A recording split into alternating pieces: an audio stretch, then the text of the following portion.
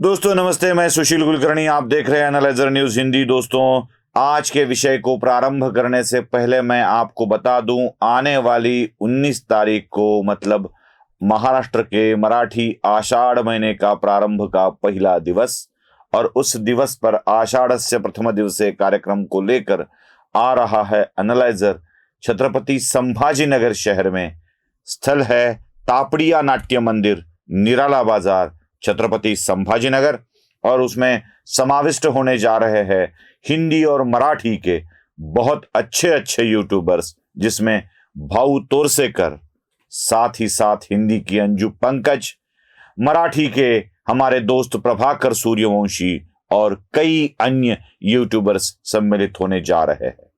आप भी इस कार्यक्रम में प्रत्यक्ष रूप से या डिजिटल रूप से सहभागी हो सकते हैं। तारीख याद रखिए, 19 जून, समय 6 बजे, और स्थल छत्रपति संभाजीनगर का निराला बाजार का तापड़िया नाट्य मंदिर। चलो आज जरा कुछ अलग विषय मैं आपको बता दूं। मैं आपको इस विषय पर आने से पहले एक किस्सा बताना चाहता हूं। कुछ दोस्त पहली बार सिनेमा घर में पिक्चर देखने गए। पिक्चर थी शोले। अब शोले में बसंती चला रही थी टांगा। अब बसंती का टांगा ऐसे टगड़क टगड़क करके चल रहा था। जो ये दो दोस्त पिक्चर देखने चले गए थे, इनमें से एक तो पहली बार थिएटर में गया था। अब ये दोस्त सहम सहम कर थिएटर में बैठा था, जिसने अपने पैरों को उठा लिया था और ऐसे पकड़ के, ऐसे जैसे सीट को पकड़ के बैठा था, मानो अब कूदने वाला हो और भागने वाला हो, इस तरह की वो एक्शन करके बैठा हुआ था। दूसरा बोला, अरे ऐसे क्यों बैठा है? तो वह देखना घोड़ा कैसे आ रहा है। अब सामने वाली फ्रेम थी घोड़े की, तो घोड़ा ऐसे लग रहा था कि वो सिनेमा थिएटर में ही आ रहा है। देखना, बोले घोड़ा कैसे आ रहा है। तो दूसरा दोस्त बोला, अरे ये पिक्चर है, ऐसे नहीं डरते। तो पहला दोस्त बोला, ये हमें भी मालूम है पिक्चर है, ये तुम्हें मालूम है पिक्चर है, बसंती को मालूम है पिक्चर है, घोड़े को थोड़े ही मालूम है ये पिक्चर है, वो आ जाएगा ना बाहर। अब पर्दे पर का घोड़ा सिनेमा हॉल में प्रवेश नहीं कर सकता, ये सबको पता है, लेकिन इस बेचारे को पता नहीं था। ये सहम सहम कर बैठा था। राजनीति में ऐसे ही होता है, ऐसे ही हो रहा है। हमें मालूम है ये शरद पवार उद्धव ठाकरे की पूरी बैंड बजा रहे हैं। आपको मालूम है शरद पवार उद्धव ठाकरे की शिवसेना को पूरी तरह से खत्म कर रहे हैं। पूरी दुनिया को मालूम है ये हो रहा है, लेकिन उद्धव ठाकरे है कि समझ ही नहीं रहे कि अपनी ही बैंड बज रही है। मैं ये इसलिए कह रहा हूं, जब भी कोई पॉलिटिकल एनालिसिस किया जाता है या किसी विषय में अपने मतों को तथ्यों के आधार पर रखा जाता है, तो उसके कई कारण होते हैं। वर्तमान में हो रही घटनाएं या भूत में घटी घटनाएं, इनसे अंदाजा लगाया जा सकता है कि भविष्य में क्या हो सकता है। देखिए, कल शरद पवार महाराष्ट्र के मुख्यमंत्री से मिलने गए, एकनाथ शिंदे से। अब मिलने गए, उनकी मुलाकात भी हो गई। वो कहां गए? वर्षा निवास स्थान पर चले गए। अब मुख्यमंत्री के वर्षा निवास स्थान पर शरद पवार अपने सिल्वर ओ को छोड़कर चले जाते हैं। उनसे कुछ मराठा मंदिर के बारे में या कलाकारों के बारे में कुछ बातें करते हैं और निकल कर आते हैं। मैं बता दूं कि शरद पवार ऐसे कई संस्थाओं के अध्यक्ष हैं। मतलब शरद पवार ने जब राजनीति से संन्यास की बात ली थी, तो शायद अगर शरद पवार सारे संस्थाओं से संन्यास ले लेते, तो महाराष्ट्र की कितने जाने कितनी संस्थाएं शरद पवार के बिना अधूरी रह जाती। अब मराठा मंदिर है, कोई वाचन गृह है, तो कोई और कुछ है, बहुत सारी संस्थाएं। मैं नाम लेते लेते थक जाऊंगा, लेकिन आप सुनते सुनते थक जाओगे, लेकिन शरद पवार की संस्थाओं का नाम नहीं कम होते। ऐसी ही किसी संस्था को लेकर शरद पवार मुख्यमंत्री से मिलने चले गए। छोटी मोटी संस्था के बारे में बात करनी हो तो शरद पवार एकनाथ शिंदे से मिलने के लिए वर्षा पर चले जाते और उद्धव ठाकरे बड़ी बड़ी बातों पर बात करने के लिए मातोश्री को छोड़ सिल्वर ओक चले जाते हैं।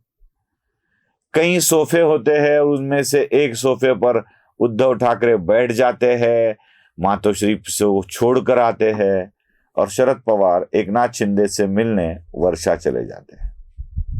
अब कौन बड़ा? किसकी कीमत शरद पवार के मन में ज्यादा है, उद्धव ठाकरे की या एकनाथ शिंदे की? स्वाभाविक तौर पे समझ में आता है कि एकनाथ शिंदे के बारे में ही शरद पवार अच्छा सोचते हैं। शरद पवार अदानी से भी हाल ही में मिले। इस बार ऐसे मिले कि अदानी को रिसीव करने वो दरवाजे तक चले गए। देखिए, वही अदानी जिनके खिलाफ बोलते बोलते राहुल गांधी थकते नहीं हैं, वही अदानी जिनके खिलाफ बोलते बोलते उद्धव ठाकरे भी थकते नहीं। उसी अदानी को रिसीव करने शरद पवार दरवाजे के बाहर चले जाते हैं और उसी अदानी की कार की ड्राइविंग शरद पवार के पोते साहब कर देते हैं। अब शरद पवार इज्जत निकाल रहे हैं, किसकी? राहुल गांधी की या अन्य किसी व्यक्ति की?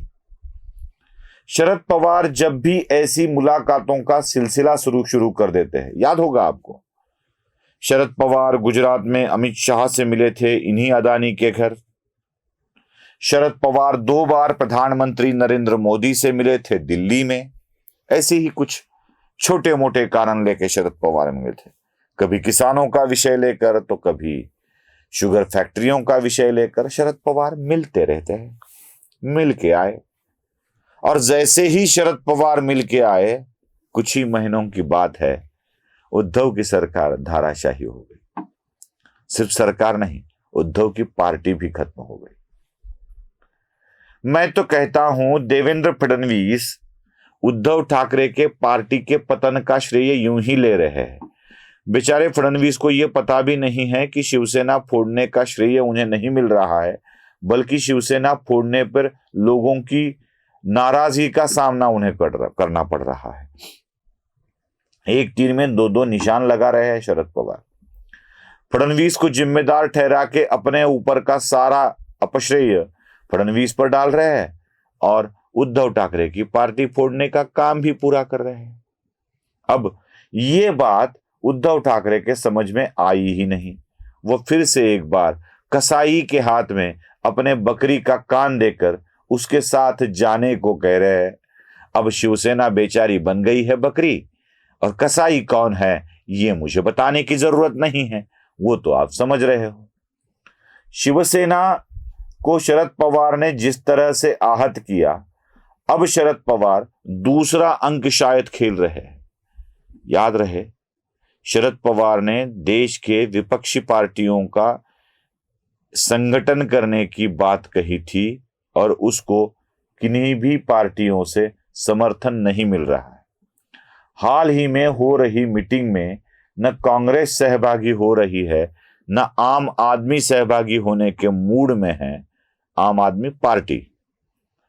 लेकिन शरद पवार इधर इन्हीं मीटिंग के चलते अदानी से बात कर रहे हैं, एकनाथ शिंदे से बात कर रहे हैं, भारतीय जनता पार्टी से संबंध बनाए हुए हैं और उद्धव है कि मानते ही नहीं कि वो मेरी ही वाट लगा रहे।